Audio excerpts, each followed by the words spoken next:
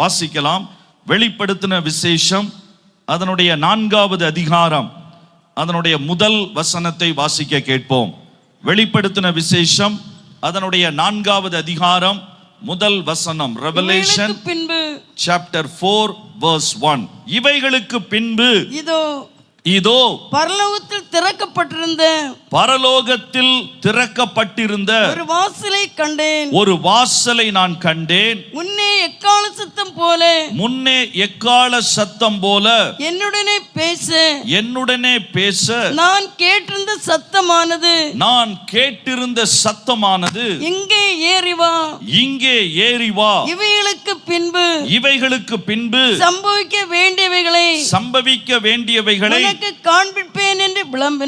உனக்கு காண்பிப்பேன் என்று விளம்பினது. இந்த வசனம் ஒருவேளை நீங்கள் படித்து தெரிந்த வசனமாய் இருக்கலாம், ஒரு சிலருக்கு புதிதான ஒரு வசனங்களாய் இருக்கலாம். நீங்கள் எந்த கிருபாசனம் திருச்சபையை தாண்டி மற்ற சபையினுடைய பிள்ளைகளும் இதில் நீங்கள் வந்திருக்க கூடும், ஒருவேளை ஆன்லைன் மூலமாய் இவைகளை கேட்கக்கூடும். கர்த்தர் எல்லாரோடு கூட பேச விரும்புகிறார்.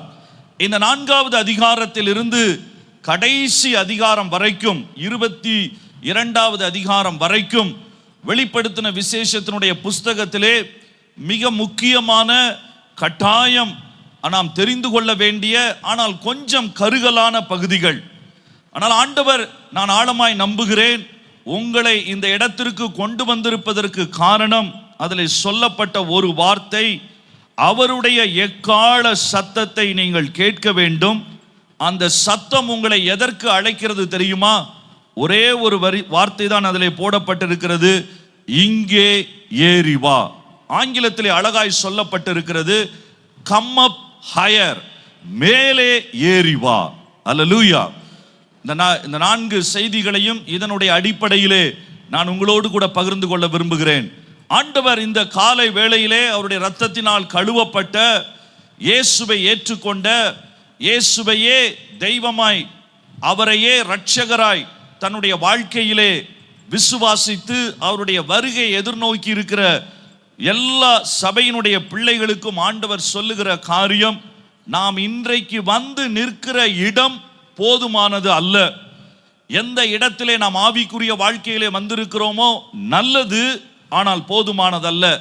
எந்த இடத்திலே குடும்ப வாழ்க்கையிலே வந்திருக்கிறோமோ நல்லது, ஆனால் போதுமானதல்ல. எந்த இடத்திலே நம்முடைய சபை வந்திருக்கிறதோ நல்லது, ஆனால் போதுமானதல்ல. எந்த இடத்திலே ஊழியங்கள் நாம் செய்து கொண்டிருக்கிறோமோ, ஊழியர்களாய் நாம் செய்கிற காரியம் நல்லது, it is good but not sufficient. இது நல்லது, ஆனால் ஆண்டவர் நல்லதை அல்ல, மேன்மையானதை, உத்தமமானதை விரும்புகிறவர். அல்லேலூயா. நம்முடைய ஆண்டவர், ஒருவேளை நாம் நினைத்தால் நம்முடைய கண்ணோட்டத்திலே இது போதும் என்று சொல்வார்கள். இப்பொழுதுதான் 10வது 12வது வகுப்பு பரீட்சை மார்க் வெளியிலே வந்திருக்கிறது. பரீட்சை ரிசல்ட் வந்தாலே 3 கூட்டத்தை நீங்கள் பார்க்கலாம். ஒரு கூட்டம் 99 மார்க் எடுத்தால் கூட அழுவார்கள், ஐயோ 1 மார்க் போயிடுச்சே. இன்னொரு கூட்டம் இருக்கிறது, 70 60 வரும் என்று நினைத்திருப்பார்கள். ஒருவேளை அதில் கொஞ்சம் கூடியிருக்கலாம், குறைந்திருக்கலாம். ஆகவே அவர்கள் சில நேரங்களிலே சந்தோஷப்படுவார்கள், சில நேரங்களிலே வருத்தப்படுவார்கள். ஆனால் 3வது ஒரு கூட்டம் இருக்கிறது, கட்டாயம் நான் பாஸ் ஆக மாட்டேன், ஏதாவது கிருபை அல்லது பாஸ்டருடைய ஜெபத்தினாலே முன்னேறுகிற ஒரு கூட்டம்.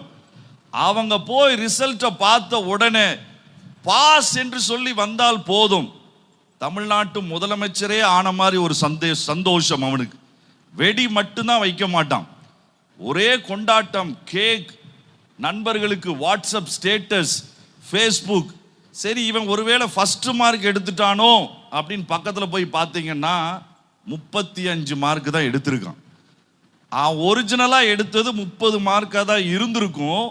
ஆனால் கிருபைன்னு ஒன்று இருக்குது பார்த்தீங்களா, இரக்கம்னு ஒன்று இருக்குது பார்த்தீங்களா, அது கொஞ்சம் தள்ளி விட்டு திருத்துகிற வாத்தியாருக்கு அவனே ஒரு லெட்டர் வேற எழுதியிருப்பான், ஐயா நான் ஏழை குடும்பத்திலிருந்து வருகிறேன், என்னால் இவ்வளோதான் படிக்க முடியும், தயவு செய்து என்னை சேர்த்து விடுங்கள் என்று சொல்லி என்னை எப்படியாவது கரை சேருங்கள் என்று அவன் எழுதின லெட்டர்லாம் படித்து சரி பாவம் என்று அவர்கள் போட்ட அந்த 5 மார்க்கில் கரை சேர்ந்திருப்பான். ஆனா கொண்டாட்டங்களை பார்த்தால் இவன்தான் முதல் மாணவனோ என்று சொல்ல தோணும். கிறிஸ்தவ வாழ்க்கையிலும் இன்றைக்கு நிறைய பேர் நாம் அப்படித்தான் யோசிக்கிறோம். ரட்சிக்கப்பட்டோம், நல்லது, அது விலையேற பெற்றது, அதை நான் குறைவாய் சொல்லவில்லை. அபிஷேகம் பெற்றோம், அந்நிய பாஷை வரங்களோடு கூட நாம் பேசுகிறோம், நல்லது, அதுவும் நிச்சயமாய் நமக்கு தேவை. சபை ஊழியத்திலும் நான் இணைந்திருக்கிறேன், ரொம்ப நல்லது. இப்ப பக்கத்துல உங்க கைப்பிடி சொல்லுங்க, இது போதாது. இது நல்லது, ஆனால் போதாது. அதனாலதான் ஆண்டவர் சொல்றார், மேலே ஏறி வா. இது யாரை பார்த்து சொல்லுகிறார் தெரியுமா? சாதாரண ஒரு விசுவாசியை பார்த்து சொன்ன வசனம் அல்ல, சாதாரண ஒரு தேவ மனிதனை பார்த்து சொன்ன வசனமும் அல்ல. இயேசுவே பிதாவின் இடத்திலே நேரடியாய் ஜெபித்து அவருக்கு இருந்த 500க்கும் அதிகமான சீஷர்கள், அவர்களுடைய மத்தியிலே 12 பேராய் பிரதான அப்போஸ்தலர்களாய் இயேசுவே பிதாவினிடத்திலிருந்து நேரடியான வெளிப்பாடை பெற்றுக்கொண்டு இயேசுவே அப்போஸ்தலர் என்று பெயரிட்டு இயேசுவோடு கூட 3.5 வருடங்கள் நடந்து திரிந்து இயேசுவோடு கூட படுத்திருந்து இயேசுவோடு கூட சாப்பிட்டு இயேசுவோடு கூட ஊழியம் செய்து இயேசு மரித்ததையும் பார்த்து, அதிலேயும் 11 பேர் அந்த இடத்திலே இல்லை. கவனியுங்கள், அந்த 12 அப்போஸ்தலர்லையும் 11 பேர் அங்கு இல்லை. ஒரே ஒரு அப்போஸ்தலன் மட்டும்தான் சிலுவை அண்டையிலே வந்து நிற்கிறான். அப்படிப்பட்ட இடத்திலே வந்து 12 அப்போஸ்தலர்கள் சுற்றி உட்கார்ந்தார்கள். ஆனால் ஒருவன் தான் மார்பிலே சாய்ந்திருந்தான். அவ்வளவு அனுபவத்தை பெற்றவன். இப்பொழுது எல்லா அப்போஸ்தலர்களும் மரித்து போய் தங்களுடைய ஓட்டத்தை முடித்து விட்டார்கள். இவன் ஒரே ஒருவன் மட்டும்தான் மீதி இருக்கிறான். அதுவும் ஒரு பெரிய சபைகளை, அநேக சபைகளுக்கு ஒரு பெரிய தகப்பனாய், ஒரு தகப்பனுடைய இடத்திலே இருந்து வழி நடத்தின, அநேகரை உருவாக்கின, கிட்டத்தட்ட முதிர் வயதை அடைந்தவன். அவனுடைய வயது சொல்லப்படவில்லை, ஆனால் சொல்லுகிறார்கள் சிலர் 70 என்று, சிலர் 90 என்று. நான் 90ஐ எடுத்துக்கொள்ளுகிறேன். 90 வயது வரைக்கும் இருக்கக்கூடிய ஒரு மனிதனை பார்த்துதான் ஆண்டவர் சொல்லுகிறார், நீ இயேசுவோடு நடந்தது உண்மைதான், நிருபங்களை எழுதினது உண்மைதான், அவரோடு கூட அவராலே அப்போஸ்தலர் என்று அழைக்கப்பட்டது உண்மைதான், பவுலுக்கு கிடைக்காத ஸ்லாக்கியத்தை பெற்றது உண்மைதான், இதெல்லாம் நல்லது, ஆனால் போதாது, நீ இன்னமும் மேலே வர வேண்டும். அல்லேலூயா. ஆகவே நாம் மேலே வருவதற்கு வயது ஒரு குறிப்பிட்ட வரையறை அல்ல. நீங்கள் இயேசுவை ஏற்றுக்கொண்டு 25 ஆண்டுகள் இருக்கலாம், 50 ஆண்டுகள் இருக்கலாம், இன்னமும் மேலே வர வேண்டும். இயேசுவுக்காய் ஊழியம் செய்து 50 ஆண்டுகளை நிறைவேற்றி இருக்கலாம், இன்னமும் மேலே வர தேவன் அழைக்கிறார். வரங்களும் கிருபைகளும் உங்கள் மூலமாய் ஆழமாய் செயல்பட்டு கொண்டிருக்கலாம், ஆனாலும் தேவன் உங்களை அழைக்கிறார். சாதாரண ஒரு சின்ன குடும்பத்திலிருந்து நீங்கள் வந்திருக்கலாம், வயோதிபர்களாய் இருக்கலாம். இனி என்னையா எல்லாம் முடிஞ்சது, நீ எப்போ இயேசுவை பார்ப்போம் என்று கூட நான் உட்கார்ந்து கொண்டிருக்கிறேன் என்று சொல்லுகிற உங்களையும் பார்த்து சொல்லுகிறார், என் அன்பான தேவன், என் பிள்ளையே, நீ மேலே எழும்பி வா. இந்த காலை வேளையிலே கர்த்தர் உங்களை அழைப்பதற்கான என்ன காரணம்? ஏன் மேலே வர சொல்லுகிறார்? அது எப்படி? ஒரு வசனத்தை வாசிக்கலாம். அழகாய் யோவானுக்கு அவர் சொல்லுகிறார் ஏன் வர வேண்டும். 1வது அதிகாரம் 19வது வசனத்தை வாசியுங்கள். வெளிப்படுத்தின விசேஷம் 1வது அதிகாரம் அதனுடைய 19வது வசனம். நீ கண்டவைகளையும் இருக்கிறவைகளையும் இவைகளுக்கு பின்பு சம்பவிப்புகளையும் எழுது. அப்ப ஆண்டவர் 3 விஷயங்களுக்கு சாட்சியாய் வாழும்படியாய், சாட்சியாய் எழும்பும்படியாகத்தான் நம்மை மேலே வர சொல்லுகிறார். முதலாவது எது? ஏற்கனவே நான் பார்த்தவைகள், கண்டவைகள்.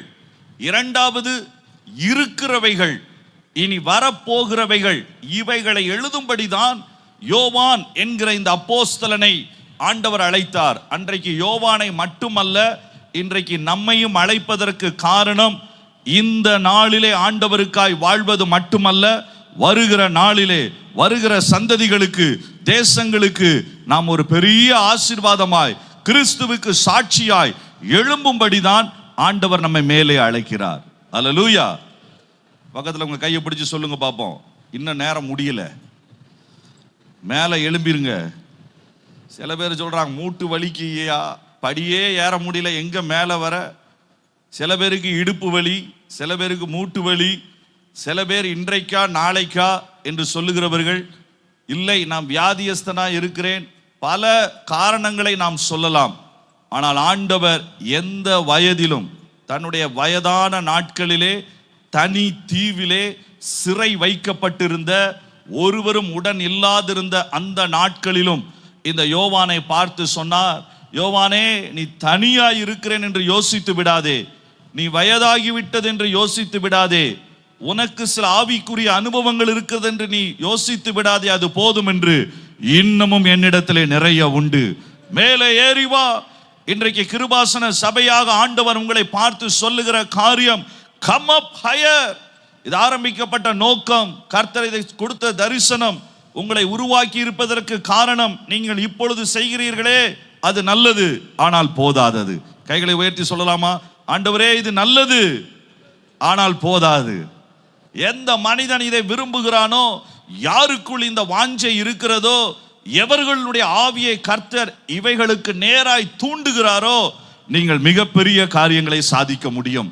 90 வயது வரைக்கும் யோவான் சாதித்ததை காட்டிலும் அந்த வெளிப்பாடுகளை பெற்ற பின்பு இன்றைய வரைக்கும் இயேசுவினுடைய வருகை எப்படி இருக்கும், உலகத்தினுடைய முடிவு எப்படி இருக்கும், கிட்டத்தட்ட 2000 ஆண்டுகளுக்கு முன்பு உலகம் கணிக்க முடியாத நாட்களிலே ஒருவரும் பெற்றுக்கொள்ளாத வெளிப்பாட்டை பெற்று எல்லா சூழ்நிலையிலும் தைரியமாய் ஆண்டவருக்கு நின்றவன். அல்லேலூயா. நீங்க மேல வர வரதான் தைரியம் வரும். பக்கத்துல இருக்க ஆளை கையை பிடிச்சு சொல்லுங்க. நான் கையை பிடிக்க சொல்றது காரணம் என்ன தெரியுமா? 12 மணி ஆயிடுச்சு, வயிறும் பசிக்கும், நீங்க தூங்கிடக்கூடாது. அதனால கையை பிடிச்சு சொல்லுங்க, தைரியம் குலுக்கி சொல்லுங்க, அப்பதான் அவங்களுக்கும் தூக்கம் வராது. அவங்கள பார்த்து நீங்க சொல்லுங்க, இன்னமும் நமக்கு நிறைய காரியங்கள் இருக்கிறது. நம்ம சபையை தாண்டி, வீட்டை தாண்டி நிறைய காரியங்கள் செய்யணும். அல்லேலூயா. யோவானுக்கு 2026 குறித்து எதற்கு வெளிப்பாடு தேவை? அவன் வாழ போகிறானா? இல்லையே.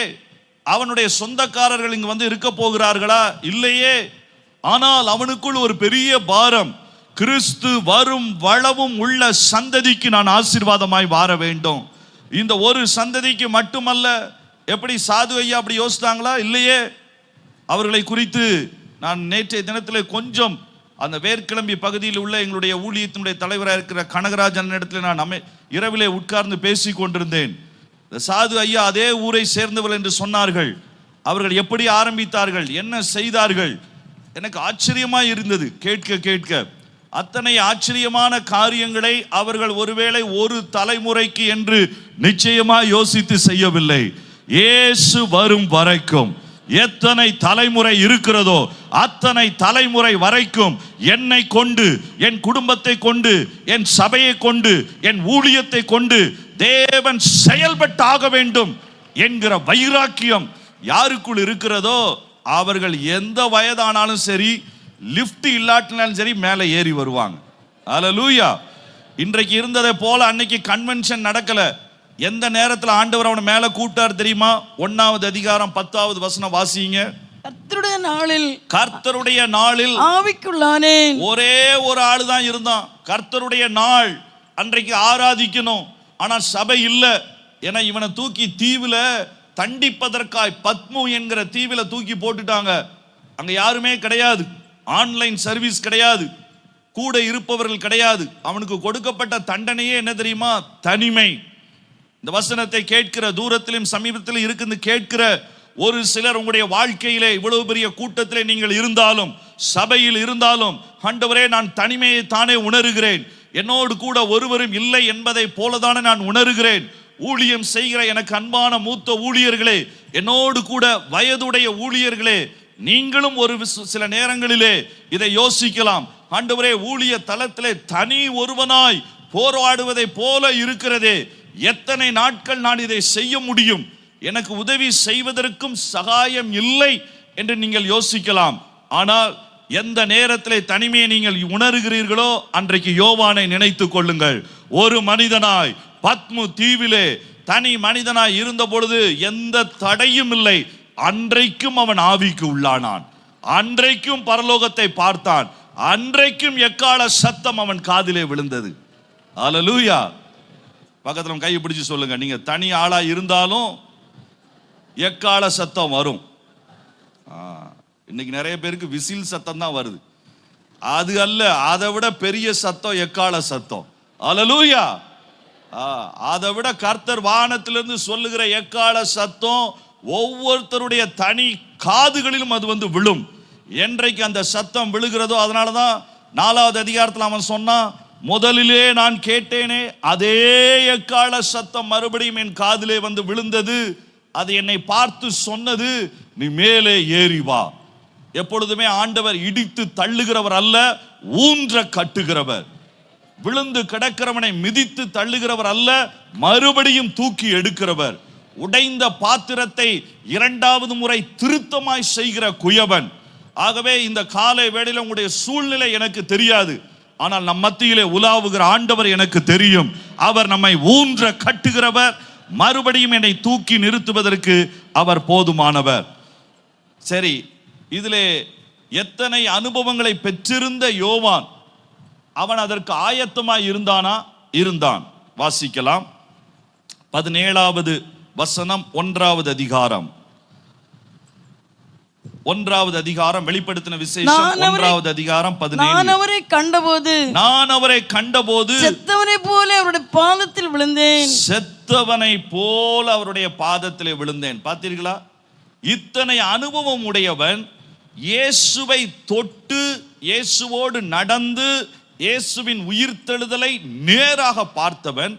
ஆனால் இன்னொரு விசை ஆண்டவரை பார்க்கும் பொழுது செத்தவனை போல விழுந்தான். காரணம் என்ன தெரியுமா? இந்த இயேசு தானே எனக்கு தெரியாதா? இயேசுவும் நானும் ஒரே ஊர்ல தானே இருந்தோம், கொஞ்சம் சொந்தக்காரங்களும் கூட நாங்க, இயேசுவோட நான் போகலையா, எனக்கு இது நடக்கலையா என்று அவன் அசட்டையாய் இருக்கவில்லை. தரிசனத்தை பார்த்த பொழுது அசதியாய் இருக்கவில்லை, அசட்டையாய் இருக்கவில்லை, தன்னை அலப்பவும் இல்லை. ஆனால் ஆண்டவருடைய சமூகத்திலே, ஓ இத்தனை பெரிய ஆண்டவரா, இன்னொரு வெளிப்பாடு அவனுக்கு வந்த பொழுது, நான் ஒண்ணுமே இல்லையே என்று சொல்லி செத்தவரை போல விழுந்தான். அல்லேலூயா. ஆண்டவருக்கு முன்னால வரும் பொழுது நம்முடைய பெருமைகள், ஆண்டவருக்கு முன்னால வரும் பொழுது நம்முடைய அனுபவங்கள், ஆண்டவருக்கு முன்னால வரும் பொழுது நம்முடைய எல்லா எண்ணங்களையும் கழட்டி வைத்து விட்டு, ஆண்டவரே உமக்கு முன்னால நான் ஒரு செத்து போனவனை போலதான் சுவாமி, நிற்க கூட எனக்கு பலன் இல்லை என்கிற ஒரு சிறு பிள்ளையினுடைய இருதயத்தோடு நீங்கள் வந்து பாருங்கள். எக்கால சத்தம் மறுபடியும் மறுபடியும் கேட்கும், நாம் எழும்பிக் கொண்டே இருப்போம். அல்லேலூயா. பழைய அனுபவங்கள், பழைய காரியங்கள் என்னை தேவனிடத்திலிருந்து பிரித்து விடக்கூடாது. அவைகள் எல்லாம் நல்லது, ஆனால் அது என்னை தேவன் அண்டையிலே என்னை பெருமை கொள்ள அல்ல, என்னை வெறுமைப்படுத்துவதற்கு அது எனக்கு உதவி செய்ய வேண்டும். அதைத்தான் யோவான் ஸ்நானகன் அழகாய் செய்தான் தன்னுடைய வாழ்நாளிலே. இன்றைக்கு காலையிலே முதல் தலைப்பாய் உங்களோடு கூட நான் பேச போகிறேன். மறுரூபமாகும்படி மேலே அவர் முகம் சூரியனை போல பிரகாசித்தது, அவர் வஸ்திரம் வெளிச்சத்தை போல வெண்மையாயிற்று. போதும். இந்த மறுரூப அனுபவத்தை புதிய ஏற்பாட்டிலே தன்னுடைய சீஷர்களுக்கு ஆண்டவர் தெளிவாய் காண்பிக்க விரும்பினார். எப்போ காண்பிக்க விரும்பினார் தெரியுமா? இந்த சம்பவம் 3 சுவிசேஷங்களிலும் எழுதப்பட்டிருக்குது. எதுல? மத்தேயில இருக்குது, மார்க் 9 இருக்குது, லூக்கா 9 இருக்குது. ஆனா இதுல மத்தேயு மார்க்கு இந்த இரண்டிலும் இது 6 நாளா 8 நாளா? அது 6 நாட்கள். 8 நாட்கள் என்பது இயேசு இன்னைக்கு சொல்லி அது ஒரு 7வது நாள், அடுத்த நாள்ல இருந்து அந்த எண்ணிக்கை ஆரம்பிக்குது, கடைசி நாள் அது நடக்குது, அதையும் சேர்த்து 8 நாட்கள். ஸோ 6லிருந்து 8 நாட்கள் என்று நீங்கள் எடுத்துக்கொள்ளுங்கள். இந்த 6லிருந்து 8 நாட்களுக்கு பிறகு என்று போடப்பட்டிருக்கு. அப்ப அதுக்கு முன்னால ஏதோ ஒன்று நடந்திருக்கு. அதனாலதான் ஆண்டவர் மலைக்கு கூட்டிட்டு வந்திருக்கிறார். எதுக்கு மேல கூட்டிட்டு வந்தார் தெரியுமா? அதுக்கு முன்னால இயேசு சபையை குறித்ததான ஒரு தரிசனத்தை அல்லது வெளிப்பாட்டை தன்னுடைய சீஷர்களுக்கு முதலாவது கொடுக்கிறார். இந்த கல்லின் மீது என் சபையை கட்டுவேன். மத்தேயு 15 முந்தின அதிகாரத்துல 18வது வசனத்துல பாதாளத்தின் வாசல்கள் இதை மேற்கொள்வதில்லை என்று சொல்லிவிட்டு, இது நடக்க வேண்டும் என்றால் சிலுவைக்கு நான் போக வேண்டும் என்று சொன்ன பொழுது பேதுரு அவரை பார்த்து என்ன சொல்லுகிறான்? இல்லை, நீர் சிலுவைக்கு போகாமல் எங்களுக்கு சபை வேண்டும். இன்றைக்கு நிறைய இந்தியாவிலும் சரி மற்ற இடங்களிலும் இருக்கும் சரி, இத்தனை 1000 சபைகள் வந்த பின்பும் மிகப்பெரிய பாதிப்பை நாம் ஏற்படுத்துவதிலே குறைந்திருப்பதற்கு ஒரு காரணம் சிலுவை இல்லாத சபைகள். இயேசுவினுடைய சிலுவை பாடுகளினுடைய அந்த காரியங்கள் அந்த சபைகளுக்குள் நீங்கள் பார்க்க முடியாது. வெறும் ஆட்டம் பாட்டம் கொண்டாட்டம் இவைகளை தாண்டி நீங்கள் ஒன்றையும் அதிலே பார்க்க முடியாது. சிலுவை இல்லாத சபைகளினால் தான் இன்றைக்கு மிகப்பெரிய சவால்கள். இங்கு பேதுரு சொன்னான், சபை வேண்டும் ஆனால் சிலுவை வேண்டாம் என்று சொன்ன பொழுது, அப்பாலே போ சாத்தானே என்று சொல்லி பேதுருவை கண்டித்து அவனை சரிப்படுத்துகிறார். பிறகு ஆண்டவர் யோசித்து பார்க்கிறார், இல்லை, இவர்களுக்கு தெளிவான ஒரு பார்வை வேண்டும். எப்படி மறுரூபம் ஆக வேண்டும், அது எவ்வளவு முக்கியம், அதற்கு சிலுவை எவ்வளவு அவசியம், இதை சொல்லி காண்பதற்கு தான் இயேசு 6 நாளைக்கு பிறகு அவர்களை கூட்டி கொண்டு போகிறார். அல்லேலூயா. நான் நம்புகிறேன் இது உங்களுக்கும் கரெக்டா இருக்கும். இங்க இருக்கிற 6 to 8 நாட்கள்ல நீங்களும் மறுரூபத்தை பார்ப்பீர்கள். அல்லேலூயா. ஒருவேளை இதுவரைக்கும் சபையை குறித்த தெளிவான வெளிப்பாடு இல்லை, சிலுவையை குறித்த தெளிவான ஒரு தரிசனம் இல்லை என்று சொல்லி நீங்கள் வந்திருப்பீர்கள் என்றால், இன்றைக்கு இந்த கன்வென்ஷனிலே, இந்த வருடாந்திர கன்வென்ஷனிலே பழைய நாட்களை காட்டிலும் கர்த்தர் உங்களை மறுரூபம் என்ன என்பதை காண்பித்து அதை சுவைப்பதற்கு ஆண்டவர் எடுத்து செல்ல விரும்புகிறார். அல்லேலூயா. இந்த உள்ளான மறுரூபம் இயேசு அவர்களை கூட்டி கொண்டு போய் காண்பித்த காரியம் என்ன? சூரியனை போல பிரகாசித்த அவருடைய முகம், வெளிச்சத்தை போல பிரகாசித்த, வெண்மையான வெளிச்சத்தை போல பிரகாசித்த அவருடைய வஸ்திரம், இவைகள் எல்லாம் காண்பித்து இந்த மறுரூப பணி அவசியம் என்பதை ஆண்டவர் அழகாய் அவர்களுக்கு கற்றுக் கொடுத்தார். எப்படி? நான் உங்களுக்கு நடைமுறையாய் பெரிய ஆழமான சத்தியங்கள் என்றல்ல, நீங்கள் தெரிந்த சத்தியங்கள் தான். ஆனால் மறுபடியும் அவைகளை ஞாபகப்படுத்தி, எப்படி நான் இந்த மறுரூபத்திற்குள் வருவது, இந்த மறுரூபம் என்று சொல்லுகிறார்களே அது எது? நிறைய பேருக்கு வார்த்தைகள் புரிவதில்லை, ஆனாலும் அவங்க அப்படியே போய்கிட்டே இருப்பாங்க. வார்த்தை புரிஞ்சாலும் சரி புரியலைனாலும் சரி. ஒரு வசனத்தை ஒரு முறை நான் ஒரு சபையில வாசிக்கும் பொழுது அதில் போட்டிருந்த எசேக்கியேல் 16 சாங்கோபமும் அப்படின்ற ஒரு வார்த்தை. அப்ப நான் வெளியில வந்தவுடனே கேட்டேன், சாங்கோபம்னா என்னன்னு தெரியுமான்னு. அவர் சொன்னார், சாயந்தரத்துல வர்ற கோபம். எப்ப வர்ற கோபமா? அப்ப காலையில வர்ற கோபத்துக்கு என்னது பாங்கோபமா? அப்படி கிடையாது. சாங்கோபம் அப்படின்னா சோம்பேறித்தனம் என்று அர்த்தம். ஆனா நமக்கு அந்த வார்த்தை இந்த தமிழ் மொழிபெயர்ப்பிலே இலங்கையை சேர்ந்த, யாழ்ப்பாணத்தை சேர்ந்த புலவர்களும் அவர்களும் இதில் இருந்தார்கள். அந்த தமிழ் வார்த்தைகளும் இங்கே உண்டு. நம்முடைய தமிழுக்கும் யாழ்ப்பாண தமிழுக்கும் கொஞ்சம் வித்தியாசம் உண்டு. அங்க நீங்க போனீங்கன்னா அவங்க நம்மளை பார்த்து எப்போதுமே சொல்லுவாங்க, அண்ணா நீங்கள் எங்கள் தமிழை சரியாய் கதைப்பதில்லை அப்படிமா. அந்த தமிழை எங்க தமிழை கெடுத்ததே நீங்க தான் சொல்லுவாங்க. ரொம்ப சுத்த தமிழ் பேசுவாங்க. முதல் முறை நான் கொழும்புக்கு போயிருந்துக்க பொழுது நானும் என்னுடைய இன்னொரு நண்பரும் போயிருந்தோம். சரி, அங்க ஏர்போர்ட்ல எல்லா லக்கேஜையும் எடுக்கிறதுக்கு முன்னால பாத்ரூம் டாய்லெட் யூஸ் பண்ணிட்டு போயிடலாம், ரொம்ப தூரம் போகணும்னு சொன்னாங்க. எங்கன்னு தேடுறோம், எங்க கண்ணிலேயே படல. பக்கத்துல இருந்த ஒரு போலீஸ்கார்ட்ட கேட்டோம். அவர் கேட்டார், தமிழான்னாரு. ஆமா, தமிழ்ல எழுதி போட்டிருக்கான், உனக்கு தெரியலையா, போ அப்படின்னு கை காமிச்சாரு. எப்படி நம்ம பார்க்காம விட்டோம்னு எழுதியிருந்தா என்ன போட்டிருந்தாங்க தெரியுமா? கழிவறை கூடம்னு எழுதல, மல சல கூடம். இப்படி ஒவ்வொரு வார்த்தையும் நீங்க இலங்கைக்கு போனீங்கன்னா அழகான தமிழ் வார்த்தைகள் இருக்கும். அது போலதான் வேதத்தை வாசிக்கும் பொழுது புரியலைன்னா ஆங்கில வேதாகமோ, சரி என்னால் ஆங்கிலம் படிக்க முடியல, அதை நோட் பண்ணி வந்து போதகரை நீங்க பிடிச்சி இது என்ன வார்த்தை, இது எனக்கு புரியல அப்படின்னு நீங்க கேட்கணும். நிறைய பேர் என்ன கோபமா பாக்குறீங்க. அப்படிலாம் நாங்கள் கேட்டதே கிடையாது. போதகர்களே சொல்லுவாங்க, எங்கள் ஆட்கள் பைபிளே திருப்ப மாட்டேங்கிறாங்க. இவ்வளவு சந்தேகம் கேட்டால் நாங்கள் எவ்வளோ சந்தோஷமா இருப்போம். நீங்கள் நல்ல விசுவாசியா இருந்தா பாஸ்டரை தூங்க விடக்கூடாது. பக்கத்தில் கையை பிடிச்சி சொல்லுங்க. நீங்கள் நல்ல விசுவாசியா இருந்தா பாஸ்டரை தூங்க விடக்கூடாது. நிறைய விசுவாசிகள் உங்க பிரச்சனையினால பாஸ்டர் தூங்காம இருக்காங்க. அதை நான் சொல்லல. நீங்க போய் தொந்தரவு பண்ணணும். பாஸ்டர் இந்த வசனம் புரியல, இந்த வசனம் எனக்கு தெரியல, இது என்ன சொல்லி இருக்குது, இதை பத்தி எனக்கு விளக்கம் சொல்லித்தாங்க. என்னைக்காவது யாராவது கேட்டிருக்கீங்களா? எப்போ பிரசங்கத்தை முடிப்பார் நாங்கள் ஜெபித்துக்கிட்டு இருப்போம் பிரதர். அதுதான் நாம செய்வோம். பிரசங்கத்தில் பாதி மேலே போகும், பாதி வெளியில போகும், உள்ளேயே போகாது. ஆரம்ப நாட்களில் பீகாரில் நாங்கள் போய் பிரசங்கம் பண்ணும்போது நான் கேட்டேன், எவ்வளோ நேரம் பிரசங்கம் பண்ணும்? பையா பண்ணிக்கிட்டே இருங்கன்னு சொன்னாங்க. கூட வந்தவர் சொன்னார், ஒரு 2 மணி நேரம் பண்ணுங்கன்னு. என்ன சொன்னேன், 2 மணி நேரமா? எப்படி கேட்பாங்க? 2 மணி நேரம், 2.5 மணி நேரம், 3 மணி நேரம். முடிஞ்சதுக்கு அப்புறம் வெளியில் வந்தவுடன் என்னுடைய நண்பர் தான் பிரசங்கித்தாரு. நான் வெளியில் வந்தோன்னு ஒருத்தர் கேட்டேன், பிரசங்கம் எப்படி இருந்துச்சு? நல்லா இருந்துச்சு. என்ன புரிஞ்சுது? அது எதுவும் புரியல, ஆனால் நல்லா இருந்துச்சு. 3 மணி நேரம் பேசினாரு, நல்லா இருந்தது, ஆனால் எதுவும் பக்கத்தில் கையை பிடிச்சி சொல்லுங்க, அப்படி மட்டும் சொல்லிடாதீங்க. நீங்க போய் வேதத்தை பார்த்து ஆராய்ந்து பார்த்து வசனம் இப்படி இருக்கிறதோ என்று நீங்கள் ஆராய்ந்து பார்த்து மறுபடியும் போதகர் இடத்துல வந்து உங்க சந்தேகங்களை கேட்டு தெளிவு பெற்றீங்கன்னா, அப்போஸ்தலர் 17 சொல்லுகிறதை போல பெரேயாவிலே இருந்த விசுவாசிகள் தெசலோனிக்க பட்டணத்திலே இருந்த விசுவாசிகளை காட்டிலும் நற்குணசாலிகளாய் இருந்தார்கள். அல்லேலூயா. எது நம்மளை மாத்தும்? இந்த வசனம் தான் மாத்தும். கவனமா நீங்க படிக்கணும், ஆழமா நீங்க படிக்கணும். இந்த வசனங்கள், இந்த மறுரூப பணி நமக்குள்ள எப்படி நடக்கிறது? அந்த மறுரூபத்தினுடைய ஒரு முக்கியமான பகுதி பரிசுத்தமாகுதல். அல்லேலூயா. ஆனா நான் கொஞ்சம் தெளிவா பேச விரும்புகிறேன். ஏனென்றால் பரிசுத்தம் என்று நாம் சொன்ன உடனே நம்முடைய மனதிலே நாம் ஏதோ யோசிக்கிறோம். இதுதான் பரிசுத்தம் என்று நாம் ஒரு வட்டத்தை போட்டு, இது நடந்தால் பரிசுத்தம், இது நடக்கவில்லை என்றால் பரிசுத்தம் இல்லை என்று நாமவே முடிவு செய்து விடுகிறோம். இல்லை, பரிசுத்தம் என்பது வெறும் பாவம் இல்லாமல் வாழ்வது மட்டுமல்ல. நல்லா கவனிங்க.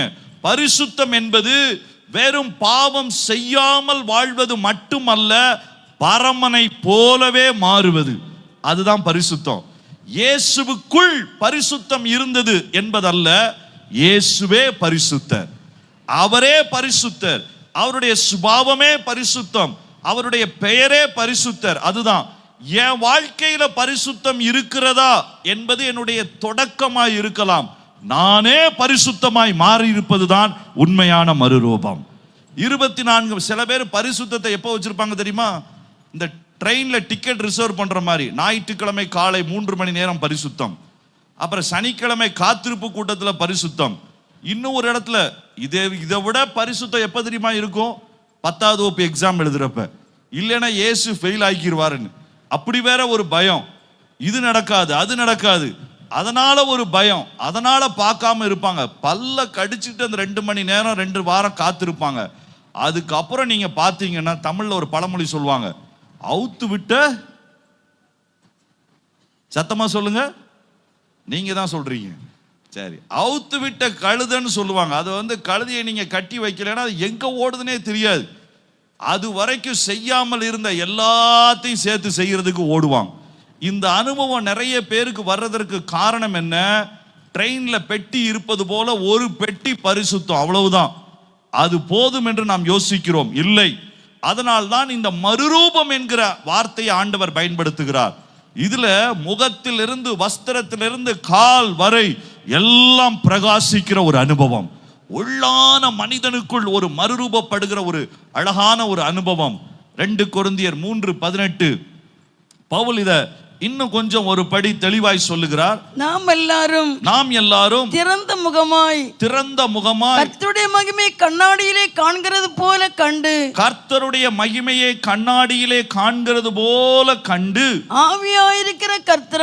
ஆவியாயிருக்கிற அந்த கர்த்தராலே தானே இந்த சாயலாகத்தானே மகிமை மேல் மகிமை அடைந்து மறுரூபப்படுகிறோம். பாத்தீங்களா? மறுரூபம் என்பது என்னுடைய சாயலையே மாற்றும், என்னுடைய ரூபத்தையே மாற்றும்.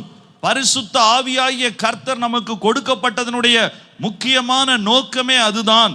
பரிசுத்த தேவன் நமக்குள் வாசம் பண்ணுவதற்கு காரணமே அதுதான். பழைய ஏற்பாட்டு நாட்களிலே பரிசுத்த ஆவியானவர் கிரியைகளை செய்வதற்கு உதவி செய்தார். ராஜாக்களுக்கு, தீர்க்கதரிசிகளுக்கு, அந்த நாட்களினுடைய ஆசாரியர்களுக்கு, the priest, prophet, prince என்று சொல்வார்கள். இந்த 3 குறிப்பினருக்கும் ஊழியத்தை நிறைவேற்றுவதற்கு பரிசுத்த ஆவியானவர் உதவி செய்தார். ஆனால் புதிய ஏற்பாட்டிலே அப்படி அல்ல. நமக்குள்ளேயே வாசம் பண்ணி நம்மை அவருடைய சாயலாய் மாற்றுவதற்கு தான், அதற்கு பெயர் தான் மறுரூபம். அல்லேலூயா. நம்ம சாயல் பூரணமாய் மாற வேண்டும், நம்முடைய சாயல் பரிசுத்தமாய் மாற வேண்டும். நல்லா கவனிங்க. பரிசுத்த வாழ்க்கையில இந்த வேதம் சொல்வதை போல பரிசுத்தத்தை குறித்து வேற எங்கே நீங்கள் பார்க்க முடியாது. அதனாலதான் இதுக்கு பேரே என்ன பேரு? பரிசுத்த வேதாகமம். இதுல பரிசுத்தத்தை குறித்து எழுதியிருக்கிறது மட்டுமல்ல, எப்படி தேவன் நம்மை பரிசுத்தமாக்குகிறார், நாம் எப்படி வாழ முடியும், அதைத்தான் நான் வேகமா உங்களோடு கூட 4 காரியங்களை நான் பேச போகிறேன். என்ன காரியங்கள்? இந்த பரிசுத்த மாக்குதலினுடைய இந்த அனுபவம் எங்கே இருந்து ஆரம்பிக்கிறது? முன்னுரையாய் சில காரியங்களை ஒருவேளை புதுசா வந்திருக்கிறவங்களுக்காக சொல்லிட்டு அடுத்த படிக்கு நான் எடுத்து செல்ல விரும்புகிறேன். முதல் காரியம், இந்த பரிசுத்தம் எங்கே இருந்து ஆரம்பிக்குதுன்னா மன்னிப்புல இருந்து தான் ஆரம்பிக்குது. உங்களுடைய பாவ மன்னிப்பு நிச்சயம் உங்களுக்கு கட்டாயம் வேண்டும். சில பேர்ட்ட நீங்க கேட்டிருந்தீங்கன்னா, கிறிஸ்தவனான்னு கேட்டீங்கன்னா ஆமான்னு சொல்லுவாங்க, சர்ச்சுக்கு போனையான்னு கேட்டீங்கன்னா ஆமான்னு சொல்லுவாங்க, ரட்சிக்கப்பட்டிருக்கியான்னு கேட்டா கொஞ்ச நேரம் தலையை சொறிவாங்க. நீங்க யாரையாவது ஒருத்தரை பார்த்து உங்களுக்கு கல்யாணம் ஆகியிருக்கிறதா ஆகவில்லையா, என்ன பதில் சொல்வீங்க? கல்யாணம் ஆகிருக்குதுன்னா ஆகிருக்குதுன்னு சொல்லுவாங்க, ஆகலைன்னா ஆகலைன்னு சொல்லுவாங்க, ஒருவேளை ஆக போகுதுன்னா அதை கூட சொல்லுவாங்க. யாராவது இப்படி பதில் சொல்லி கேட்டிருக்கீங்களா?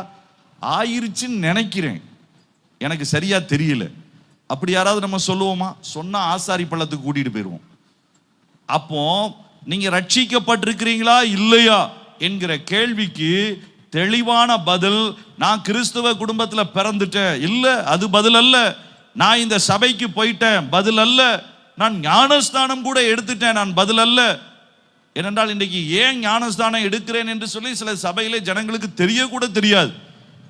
ஆனால் அதுவல்ல, இயேசுவின் இரத்தத்தினால் கழுவி என்னுடைய பாவங்கள் மன்னிக்கப்பட்டது என்கிற நிச்சயம் வந்து அவருடைய நாமத்தினாலே அவருடைய பிள்ளையாய் நான் மாறின அதிகாரம் தான், அதுதான் உண்மையான பரிசுத்தத்தின் ஆரம்பம். அல்லேலூயா. அதை ஆண்டவர் தருகிறார், நீங்கள் அநேகர் அறிந்திருக்கிறீர்கள். ஆகவே நான் அதை குறித்து ஆழமாய் பேச வேண்டிய அவசியம் இல்லை. இங்கு இருந்துதான் பரிசுத்தம் ஆரம்பிக்கிறது. ஆனால் இதிலேயே நின்று போன அநேக கிறிஸ்தவர்களும் உண்டு. என் பாவம் மன்னிக்கப்பட்டாச்சு, ஞானஸ்தானம் எடுத்தாச்சு, நான் சண்டே சர்வீஸ் போறேன், திருவிருந்துல பங்கெடுக்கிறேன், என்னுடைய பார்ட் முடிந்தது. இல்லை, இந்த பரிசுத்தத்திலே வளர வேண்டும். அதற்கு பெயர் தான் வளரும் பரிசுத்தம். ஆரம்ப பரிசுத்தம் நாம் பெற்றுக்கொள்ளுகிற மன்னிப்பு. ஆனால் வளரும் பரிசுத்தம் நம்முடைய சுபாவங்களை கொஞ்சம் கொஞ்சமாய் அது மாற்றுகிறது. எப்படி செய்கிறது? நான் சீக்கிரமாய் காண்பிக்கிறேன். மூன்றாவது ஒன்று இருக்கிறது, இந்த பரிசுத்தத்திற்காய் நாம் போராடுகிறவர்களாயும் இருக்க வேண்டும். It is a fighting holiness, fighting for the holiness. போராடி காத்து கொள்ளுகிற பரிசுத்தம். இங்கதான் நிறைய பேர் விழுந்துருவாங்க. மன்னிக்கிற பரிசுத்தத்திற்கு எல்லாரும், மன்னிப்பின் மூலமாய் கிடைக்கிற இலவசமான பரிசுத்தத்திற்கு எல்லாரும் ஆயத்தம். வளருகிற பரிசுத்தத்திற்கு கூட கொஞ்சம் வாஞ்சை வந்து விடுகிறது. ஆனால் போராடி நான் காத்து கொள்ள வேண்டுமே என்று சொல்லுகிற இடங்களிலே அநேகர் போராடுவதில்லை. சிம்சோனுக்கு உதாரணமா எடுத்துக்கிறாங்க. இந்த ஒரு விசை என்னை மன்னியும் அப்படின்னு சொல்லி ஒரு 1000 விசை பண்ணியிருப்பாங்க.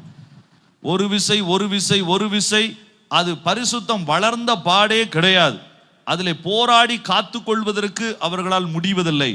அதனால்தான் ஒரு முடிவுக்கு வந்து விடுகிறார்கள், இதற்கு மேல பரிசுத்தம் இல்லை, நான் குடிக்கிறது இல்லை, அதுவே பெரிய பரிசுத்தம் என்று யோசிக்கிறவங்க உண்டு. நான் சிகரெட்டே பிடிக்கிறது இல்லை, அது ஒரு பெரிய பரிசுத்தமா யோசிக்கிறவர்கள் உண்டு. அதெல்லாம் நல்ல காரியம்தான். ஆனால் சாயலாய் மாறி இருக்கிறீர்களா? யாருடைய சாயல்? பக்கத்தில் உள்ளவங்களா, போதகரா, அல்லது பெரிய ஊழியக்காரரா? இல்ல, கிறிஸ்துவின் சாயலாக. அல்லேலூயா. அந்த பரிசுத்தத்தை நோக்கி நாம முன்னேறுவது அவசியம். கடைசியாக ஒரு பரிசுத்தம், அது பரிபூரண பரிசுத்தம்.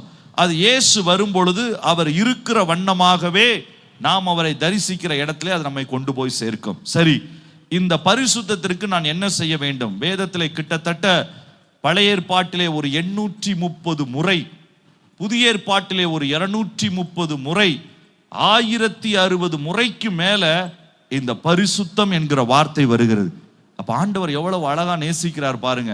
அதனாலதான் அவருடைய எல்லா குணங்களினுடைய மகுடம் எது? அவர் பரிசுத்தர். அதனாலதான் பரலோகத்துல போனா எப்படி பாட்டு பாடுவாங்களாம்? சேனைகளின் கர்த்தர். அந்த வசனம் 2 இடத்துல வருகிறது. ஏசாயா 6:3, வெளிப்படுத்தின விசேஷம் 4:8. ஆனா வெளிப்படுத்தின விசேஷம் 4:8 இருந்தவரும் இருக்கிறவரும் வருகிறவரும் ஆகிய சர்வ வல்லவர் பரிசுத்தர், பரிசுத்தர், பரிசுத்தர். வேதத்துல இயேசு அன்புள்ளவர், அன்புள்ளவர், அன்புள்ளவர். அப்படி எங்கேயும் எழுதப்படலை. அப்படின்னா அவருடைய அன்பு குறை உள்ளதுன்னு நான் சொல்லலை. அதுவும் அதனுடைய நீள ஆழ அகலம் நாம் அளக்க முடியாது. ஆனால் எல்லாவற்றிலும் பரிசுத்தம் உள்ளவர், அன்பிலும் பரிசுத்தம் உள்ளவர். ஏன் 3 முறை எழுதப்பட்டிருக்கிறது? என்னைக்காவது யோசித்திருக்கிறீங்களா? சேனைகளின் தேவனாகிய கர்த்தர் பரிசுத்தர் பரிசுத்தர் பரிசுத்தர். நாமளா இருந்தால் என்ன சொல்லியிருப்போம்? மகா பெரிய மிகப்பெரிய பரிசுத்தர். ஒரே வார்த்தையில் நம்ம முடிச்சிருப்போம். ஒரு சின்ன உதாரணம் சொல்றேன். சாப்பாடு எப்படி இருந்துச்சுன்னு கேட்டா நீங்க என்ன சொல்லுவீங்க? ரொம்ப நல்லா இருந்துச்சு, அப்படிதான் சொல்லுங்க. யாராவது இப்படி சொல்லியிருக்கீங்களா? நல்லா இருந்துச்சு, நல்லா இருந்துச்சு, நல்லா இருந்துச்சு, அப்படி யாராவது சொல்வீங்களா? சொன்னா எப்படி இருக்கும்? ஏதோ அவங்கள கிண்டல் பண்றத போல இருக்கும். ஆனா பைபிள்ல மட்டும் ஏன் அப்படி எழுதி இருக்குது? மொத்தமே 3 வசனங்கள் தான், அந்த 3 வார்த்தைகளை கொண்டு எழுதப்பட்ட வசனங்கள்.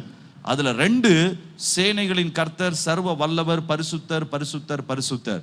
ஏன்னா நம்ம ஊர் பாஷையை போல ஆங்கில மொழியை போல ரொம்ப மிக அதிக இந்த வார்த்தைகள் எபிரேய மொழியில கிடையாது. அதனால எபிரேய மொழியில ஒரு விஷயம் நல்லா நார்மலா இருந்துச்சுன்னா ஒரு தடவை சொல்லுவாங்க, ரொம்ப நல்லா இருந்துச்சுன்னா 2 தடவை சொல்லுவாங்க, எப்போதுமே நிலைத்து நிற்கும்னா 3 தடவை சொல்லுவாங்க. அதனாலதான் வேதத்துல 3 தடவை சொல்லப்பட்ட ஒரே குணம் சேனைகளின் கர்த்தர் பரிசுத்தர் பரிசுத்தர் பரிசுத்தர். அப்ப இதுக்கு எவ்வளவு முக்கியத்துவம் அவர் வச்சிருக்கிறார் பாருங்க. இப்ப நான் சொல்ல போற சில காரியங்கள், எப்படி நான் இந்த மறுரூபத்திற்குள் வருவது. உன்னத பாட்டினுடைய புஸ்தகம், அதிலிருந்து 4 காரியங்களை நாம் வேகமாய் குறித்த நேரத்திலே நாம் கற்றுக்கொள்ள போகிறோம்.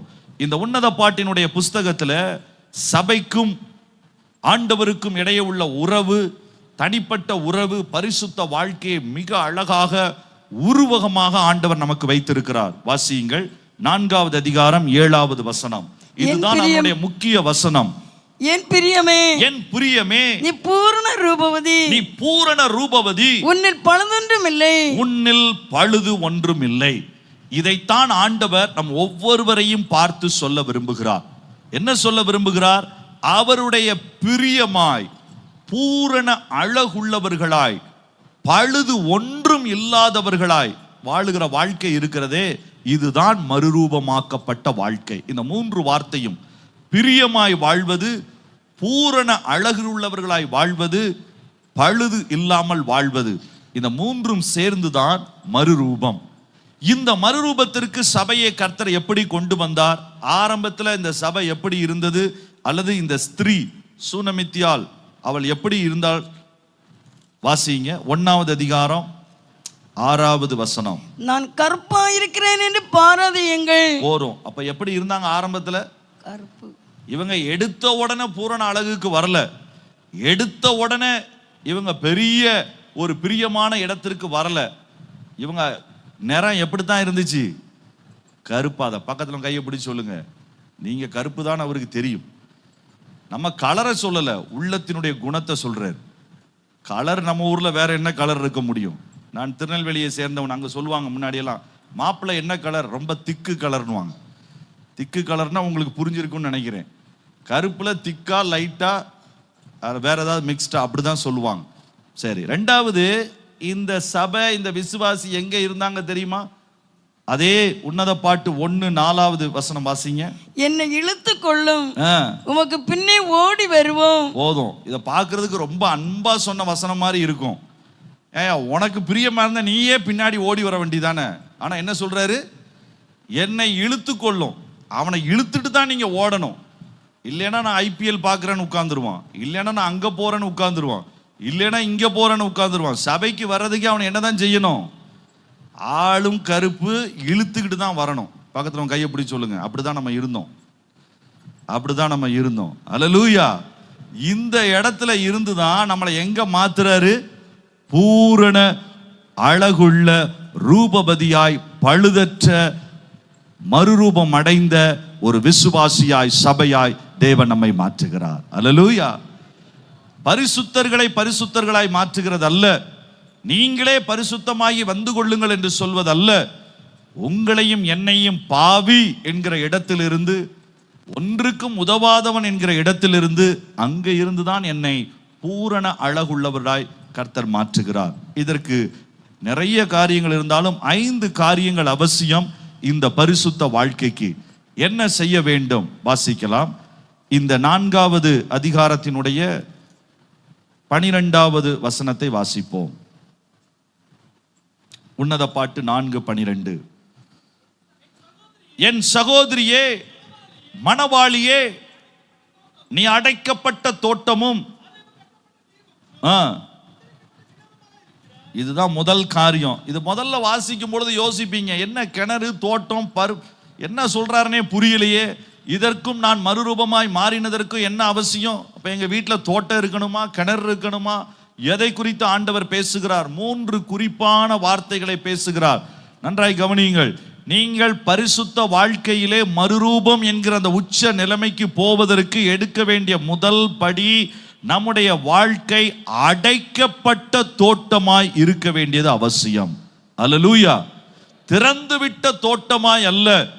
திறந்துவிட்ட தோட்டம் யார் வேண்டுமானாலும் வரலாம், எப்பொழுது வேண்டுமானாலும் வரலாம் என்று வாழ்கிற வாழ்க்கையினால தான் நாம இந்த பரிசுத்த வாழ்க்கையில, பழுதற்ற வாழ்க்கையில, பிரியமான பூரண அழகுள்ள வாழ்க்கைக்குள் நாம் வர முடியாமல் தடுமாறுகிறோம். இந்த பரிசுத்த வாழ்க்கை நமக்குள்ள இருந்தா, பரிசுத்தம் என்கிற வார்த்தைக்கு இருக்கக்கூடிய, வேதத்தில் இருக்கக்கூடிய அர்த்தமே வேறு பிரிக்கப்பட்ட ஒரு வாழ்க்கை. இந்த வாழ்க்கை நமக்குள்ள வரணும்னா, இந்த வாழ்க்கை நமக்குள்ள வளரணும்னா, இந்த வாழ்க்கை நமக்குள்ள அது பூரணமாய் நிறைவேறணும்னா செய்ய வேண்டிய முதல் காரியம், அடைக்க வேண்டியவைகளை அடையுங்கள். அல்லேலூயா. எல்லா இடங்களிலும் திறந்து கிடந்தால் என்ன வரும் தெரியுமா? 2வது அதிகாரம் 15வது வசனம் வாசிங்க. இல்ல, நான் 2 பக்கமும் நான் திறந்து வச்சிருக்கிறேன் பிரதர், என்ன நடக்கும்? திராட்சை தோட்டங்களை கெடுக்கிற குளிநரிகளையும் சிறுநரிகளையும் நமக்கு பிடியுங்கள். நம்முடைய திராட்சை தோட்டங்கள் பூவும் பிஞ்சுமா இருக்கிறது. தோட்டம் கெட்டு போனதற்கு காரணம் என்ன? தோட்டத்துக்கு உள்ள வண்டு பூச்சி வரல. நீங்க நல்லா தான் வச்சிருந்தீங்க. தோட்டத்துக்கு தண்ணியெல்லாம் நீங்க விட்டீங்க. அதுல சின்ன சின்ன கிருமி வராம நீங்க அழகா பார்த்துக்கிட்டீங்க. தினந்தோறும் அதை பராமரிச்சீங்க. ஆனா என்ன செய்யாம விட்டுட்டீங்க? அதை அடைக்காமல், பாதுகாக்காமல் விட்டதுனால உள்ள இப்ப என்ன வந்துருச்சு? சிறு நரிகளும் குழி நரிகளும் உள்ள வந்தது. நரி என்றாலே தந்திரம் உள்ளது. தந்திரமாய் வரக்கூடிய காரியங்கள் தான் நம்முடைய பரிசுத்த வாழ்க்கைக்கும் மறுரூப வாழ்க்கைக்கும் மிகப்பெரிய சவால். இன்றைக்கு திறந்து விட்ட ஒரு வாழ்க்கை, எது வேண்டுமென்றாலும் உள்ளே வரலாம். இல்லை, இயேசுவினுடைய பாதுகாப்பு இருக்கு. இதற்கு அர்த்தம், இதுக்கு தெளிவான காரியத்தை நீங்க சொல்லணும்னா, பவுல் சொல்லுகிற வார்த்தை, எல்லாவற்றையும் அனுபவிக்க எனக்கு அதிகாரம் உண்டு. ஆனால் எல்லாம் நம்முடைய தோட்டத்தில் நாம அடைப்பை எடுத்துட்டு சொன்னோம், இதெல்லாம் அனுபவிக்கலாம் பிரதர், ஒரு பிரச்சனை இல்லை. இதெல்லாம் திறந்து வைக்கலாம் பிரதர், ஒரு பிரச்சனை இல்லை. நமக்கென்று வைக்க வேண்டிய பவுண்டரி லைனை, நமக்கென்று வைக்க வேண்டிய சீமைகளை, நமக்கென்று வைக்க வேண்டிய கட்டுப்பாடுகளை ஆண்டவர் சொல்லி கொடுத்தாரே. பூர்வ காலத்திலே சொல்லப்பட்டிருக்கிறது, நீ விபச்சாரம் செய்யாதிருப்பாயாக. ஆனால் நான் உங்களுக்கு சொல்லுகிறேன், உன்னுடைய பார்வையிலே நீ பவுண்டரி லைனை போடு. அதிலே நீ விழுந்து விட்டால் நீ எல்லாம் முடிந்தது. பூர்வத்திலே சொல்லப்பட்டிருக்கிறது, கொலை செய்யாதிருப்பாயாக. ஆனால் புதிய ஏற்பாட்டிலே நான் சொல்லுகிறேன், எப்படி நீ அடைக்க வேண்டும். அவனை நீ கோபப்படுவதல்ல, கொலை செய்வதல்ல, நீ கோபப்பட்டாலே அதற்கு சமமானது. ஆகவே கோபம் என்கிற இடத்திலேயே உன்னுடைய எல்லையை போடு. எங்கே எல்லையை போடுகிறீர்களோ அங்கே எல்லையை தாண்டினால் பாம்பு கடிக்கும். வேத வசனம் இருக்கு பிரசங்கியில, தடை தாண்டினால் பாம்பு கடிக்கும். அதுதான் அதனுடைய அர்த்தம். எந்த இடத்திலே நாம் இந்த காரியங்களை அவிழ்த்து விடுகிறோமோ, எந்த இடத்திலே செய்ய வேண்டிய இடங்களிலே கண்ட்ரோல், கட்டுப்பாடுகளை, இந்த கட்டுப்பாடுகள் எங்க தெரியுமா வரணும்? 2 இடத்துல வரணுங்க. ஒன்னு நம்ம யோசிக்கிற இடம், 2வது நம்ம பார்க்கிற இடம். What you think and what you see. இந்த 2 இடத்துல நமக்கு கண்ட்ரோல், கட்டுப்பாடுகள் வரவில்லை என்றால் மறுரூபத்தை நாம் இழந்து விடுவோம். அடைப்புகள் தெரித்து விடும். குள்ள நரிகளும் குழு நரிகளும் உள்ளே வந்து நம்முடைய பூவையும் பிஞ்சையும் அதை எடுத்து விடும். இந்த காலை வேளையிலே குள்ள நரிகளை பிடித்து அடைப்பை உறுதிப்படுத்தி யோபுவின் வீட்டை அடைத்ததை போல ஒருவரும் உள்ளே நுழைய முடியாதபடி ஒரு பெரிய அவருடைய அடைப்பை, அவருடைய அக்கினியை நமக்கு மதிலாய் தருவதற்கு தேவன் போதுமானவராய் இருக்கிறார். அல்லேலூயா. அதனால நம்முடைய வாழ்க்கையினுடைய உள்ள வரக்கூடிய நபர்கள், உள்ளே அனுமதிக்கக்கூடிய காரியங்கள், இதை கவனமா பாருங்க. ஒரு முறை ஒரு ரட்சிக்கப்பட்ட தம்பி சினிமா தியேட்டர்ல இருந்து வெளியில வந்தான். நாங்க ஊழியத்துக்கு போயிட்டு இருந்தோம். அப்ப எனக்கு திடீர்னு ஷாக் ஆயிடுச்சு. எங்கேயோ பார்த்த மாதிரி இருக்குது, அந்த கூட்டத்துல பார்த்துட்டோம். நான் வண்டியை திருப்பிட்டு வந்து, என்னடா சபைக்கு வராம சினிமா தியேட்டர்ல இருந்து வெளியில வர்ற? அவன் என்ன தெரியுமா பதில் சொன்னான்? நான் ஜெபத்தோட தான் சினிமா பார்த்தேன். நான் சொன்னேன், ஜெபத்தோட சினிமா பார்த்தியா? எப்படி பார்த்த? அவன் சொன்னான், நான் உள்ள போய் உட்கார்ந்த உடனே ஜெபம் பண்ணேன், இயேசுவே எதெல்லாம் உள்ள போகணுமோ அது மட்டும் போகட்டும், எதெல்லாம் உள்ள போகக்கூடாதோ போகட்டும். எப்படிப்பட்ட ஜெபம்? பக்கத்துல கையை பிடிச்சு சொல்லுங்க. இப்படியெல்லாம் சாக்கு போக்கு சொல்லி தப்பிக்க முடியாது. அல்லேலூயா. இப்ப எப்படி நடக்குது? ஆன்லைன் சர்வீஸ் பார்த்துக்கிட்டே இருப்பாங்க. ரொம்ப போர் அடிக்கு பிரதர், புதுசா என்ன ரிலீஸ் ஆயிருக்குது, இதை ஸ்கிரீனை கீழே தள்ளி அதை மேலே தள்ளு, மேலே தள்ளு, கீழே தள்ளு, மேலே தள்ளு, கீழே தள்ளு. இதே தான் இன்றைக்கு நடந்து. இது ஒன்றும் செய்யாது பிரதர், இது ஒன்றும் செய்யாது, தீதான கொஞ்சம் பக்கத்துல போகலாம், கொஞ்சம் செய்யலாம். அடைப்பை எடுக்க எடுக்க எடுக்க குள்ள நரிகளும் குறு நரிகளும் நம்முடைய பூவும் பிஞ்சுமா இருக்கிறதை கெடுத்ததினால்தான் பரிசுத்தத்துல தெர்மாமீட்டர் மாதிரி மேல கீழே மேல கீழே வளர்ச்சியற்ற நிலைமைக்கு வந்து தைரியத்தை பெற்றுக்கொள்ள முடியாமல், ஆண்டவர் வைத்திருக்கிற அற்புதமான கிருபைகளை பெற்றுக்கொள்ள முடியாமல், எழும்பி பிரகாசிக்க முடியாமல் நாம் தடுமாறுகிறோம். இந்த கன்வென்ஷனிலே எல்லாவற்றையும் உதறிவிட்டு மேலே ஏறி வருவதற்கு தேவன் நம்மை அழைக்கிறார். அல்லேலூயா. இதுதான் முதல் காரியம். இரண்டாவது காரியம், அது அடைக்கப்பட்ட தோட்டம் மட்டுமல்ல, மறைவு கட்டப்பட்ட நீரூற்று. அப்படின்னா என்ன?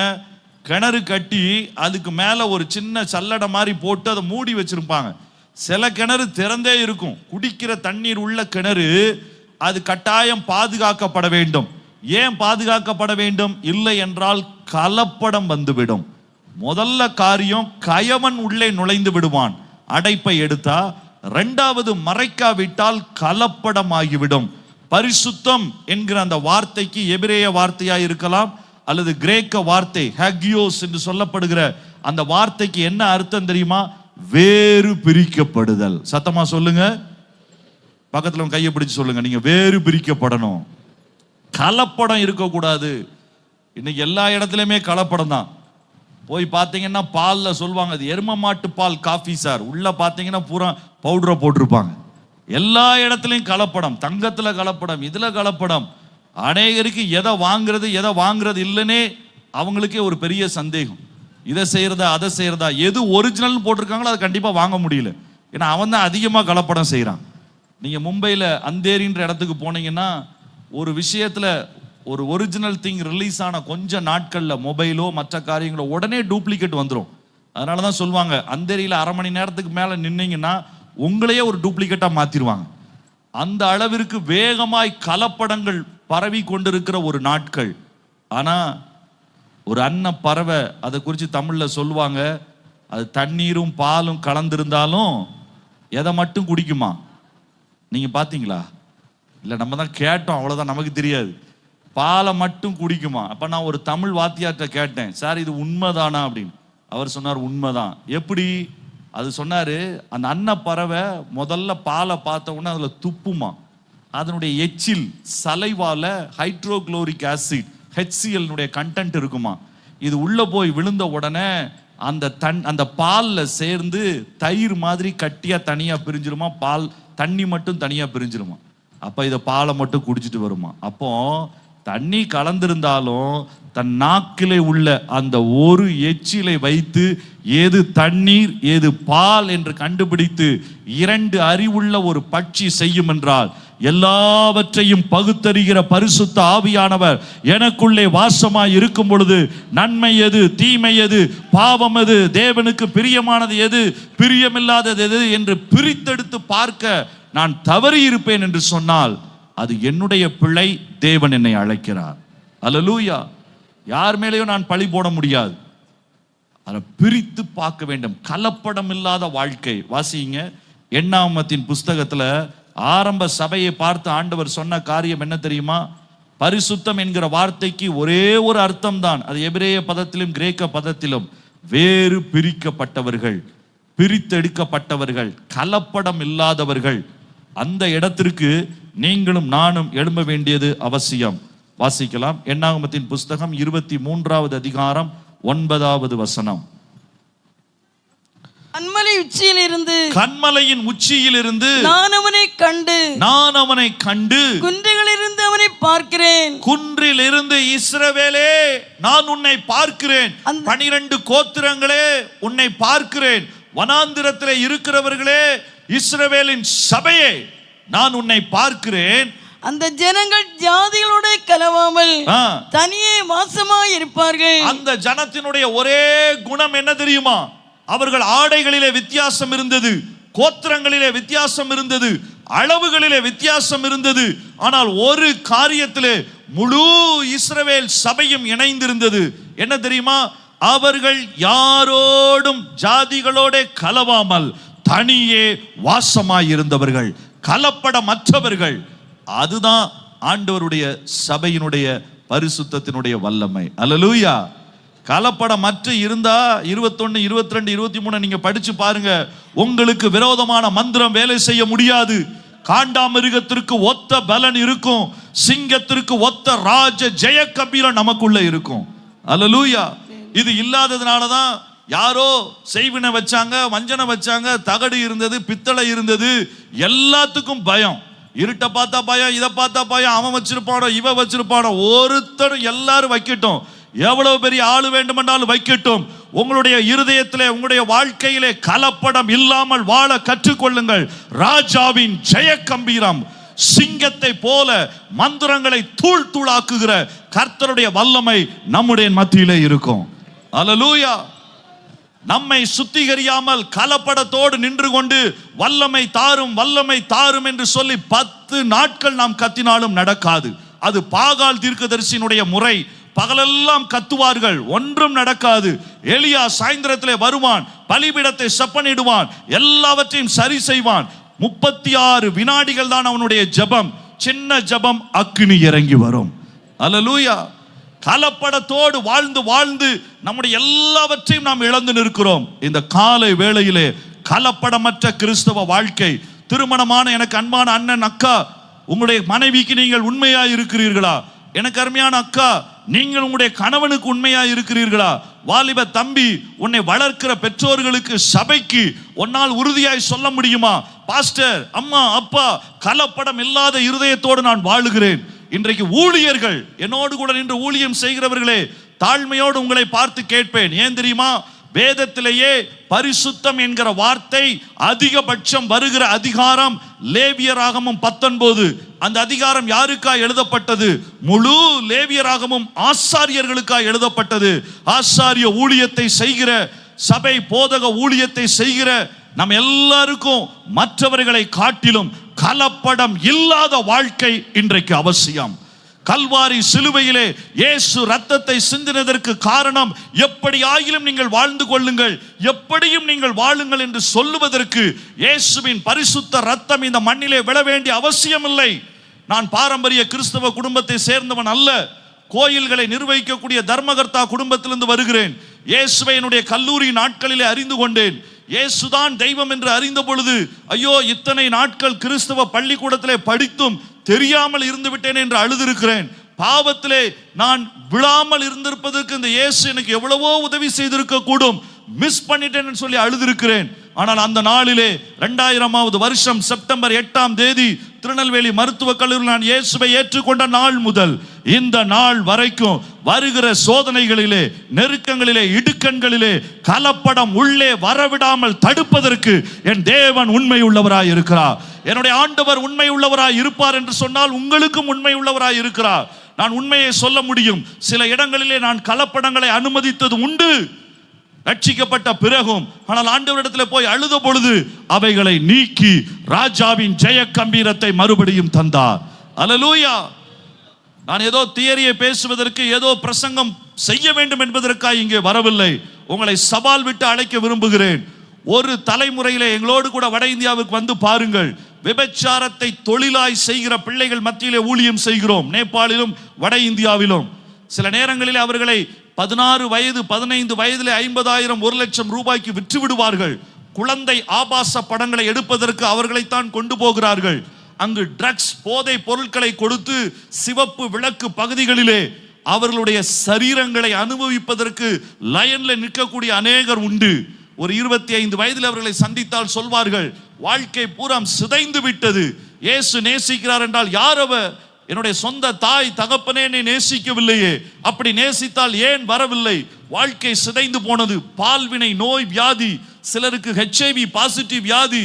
இவைகளை நடுவில் இயேசுவை அறிவித்த பொழுது அந்த ஜன கூட்டத்திலிருந்து இயேசுவை ஏற்றுக்கொண்டு அதிலிருந்து வெளியிலே வந்து திருமணமாகி ஊழியம் செய்து பரிசுத்தத்தை பிரசங்கிக்கிற ஊழியக்காரர்கள் இன்றைக்கு உண்டு. அல்லேலூயா. இயேசுவின் ரத்தம் எந்த மனிதனையும் மாற்றக்கூடியதையா. இந்த கல்வாரியின் ரத்தம் இருக்கிறதுனால் நான் சொல்லுகிறேன், கலப்படத்திற்கு ஒரு நாளும் இடம் கொடாதிருங்கள். சிந்தனையிலே இடம் கொடாதிருங்கள். கலப்படத்திற்கு உங்கள் பார்வையிலே இடம் கொடாதிருங்கள். பார்வையிலே சிந்தையிலே கலப்படம் ஆகிவிட்டு ராஜாவே எனக்கு உதவி செய்யும் என்று சொன்னால் அவரும் நமக்கு உதவி செய்வது கடினமாய் போய் விடுகிறது. காண்டாமிருகத்திற்கு ஒத்த பலன். நேபாளில் நாங்கள் இருக்கக்கூடிய சித்துவன் பகுதியில் வயல்வெளியில் காண்டாமிருகம் சுத்திக்கிட்டு இருக்கும். அதை தூரத்துல இருந்து பார்த்துட்டாலே அமைதியா போகணும். ஏன்னா அது ஒரு ஆளை பாயிண்ட் அவுட் பண்ணிச்சுன்னா விரட்டி முட்டி தள்ளி அவனை இல்லாமல் ஆக்கக்கூடியது. அவ்வளவு ஸ்பீடா ஓடும், அவ்வளவு வேகமா முட்டும். வெறும் மூக்கு கொம்ப வச்சு அதனுடைய வேகத்தை நாங்கள் பார்த்திருக்கிறோம். ஆண்டவர் சொல்லுகிறார், அத்தனை வேகம் வல்லமையை தருவதற்கு அவர் போதுமானவராய் இருக்கிறார். என்ன தகுதி வேணும்?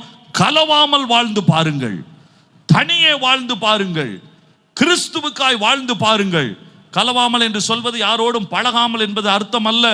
நல்ல நண்பர்களை நீங்கள் வைத்துக் கொள்ளுங்கள். எந்த மதத்தினராலும் அவர்களோடு கூட நீங்கள் பழகுங்கள், அதை குறித்து சொல்லவில்லை. ஆனால் எந்த காரியமும் நமக்குள் வரக்கூடாது. மீன் கடலிலே இருக்கும், கடல் முழுவதும் உப்பாய் இருக்கும், ஆனால் மீன் உப்பாயிராது. அதுதான் கிறிஸ்தவ வாழ்க்கை. நான் உலகத்தில் இருப்பேன், உலகம் முழுவதும் பாவத்தில் இருக்கும், ஆனால் என்னுடைய வாழ்க்கை தனியாய் அதிலே நிற்கும்.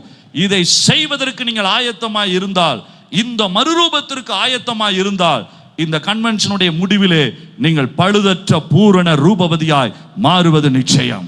அல்லேலூயா. மூன்றாவது காரியம், நாம் முதலாவது கயவனை உள்ளே விடக்கூடாது, அடைக்க வேண்டும். இரண்டாவது கலப்படங்களை அனுமதிக்க கூடாது.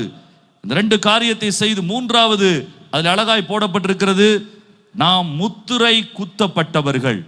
அதுல வசனம் எப்படி சொல்லுகிறது? முத்தரிக்கப்பட்ட கிணறு. இந்த கிணத்துல சீல் வைக்கப்பட்டிருக்குது. இது ஒரு வித்தியாசமான அனுபவம். கன்னியாகுமரியில் பார்க்க முடியாது. நம்ம கிணத்துக்கெல்லாம் சீல் வைக்கிறது இல்லை. இப்போ வட இந்தியாவில் பார்த்தீங்கன்னா ஆட்டுக்கு கூட காதில் சீல் வைக்கிறாங்க, யூபி மற்ற மாநிலங்களில். ஏன்னா இது ஆடுதான் சொல்ல வேண்டி இருக்குது. ஏன்னா அங்கே மாட்டு இறைச்சிகள் தடை பண்ணப்பட்டிருக்கிறதுனால ஆட்டு காதில் வெட்டினரி டாக்டர் வந்து சீல் வச்சதுக்கு அப்புறம் தான் வெட்டுறாங்க. சீல் இதுதான் என்று சொல்லப்படக்கூடிய முத்திரை அந்த நாளில் கிணத்துக்கு வைப்பாங்க. எப்படி வைப்பாங்க, ஏன் வைப்பாங்க? இந்த கிணறு என்னுடையது, எஜமானனுக்கு உரியது. மூணாவது என்ன தெரியுமா?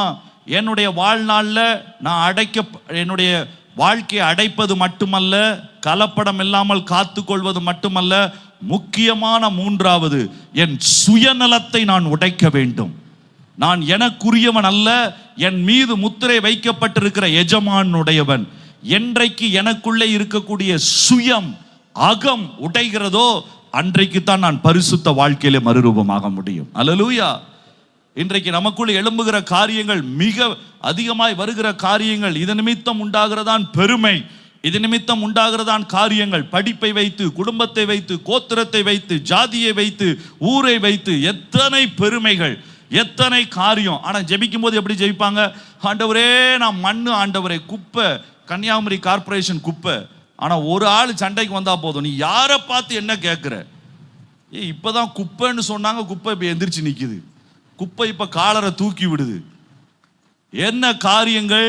முத்தரிக்கப்பட்ட கிணறு என்கிற இடத்திற்கு வரவில்லை.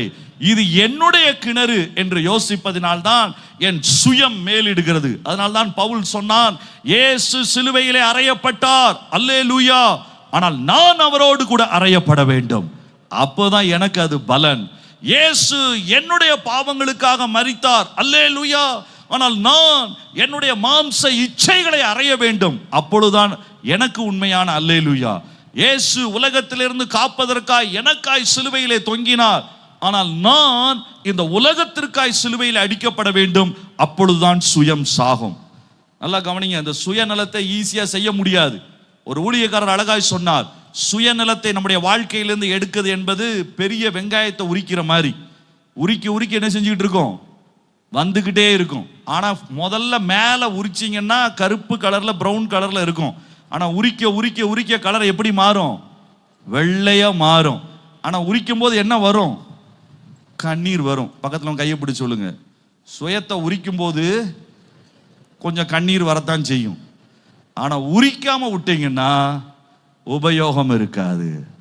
கடைசி இடம் வரைக்கும் அதை உரித்து உரித்து உரித்து இந்த சுயம் அகம் என்கிற இந்த காரியத்தை நீங்க முத்துரை குத்தப்பட்ட கிணறாய் அந்த இடத்துக்கு நம்ம வந்துட்டோம்னா ஆண்டவர் நம்மை ரூபவதியாய் மாற்ற முடியும். அல்லேலூயா.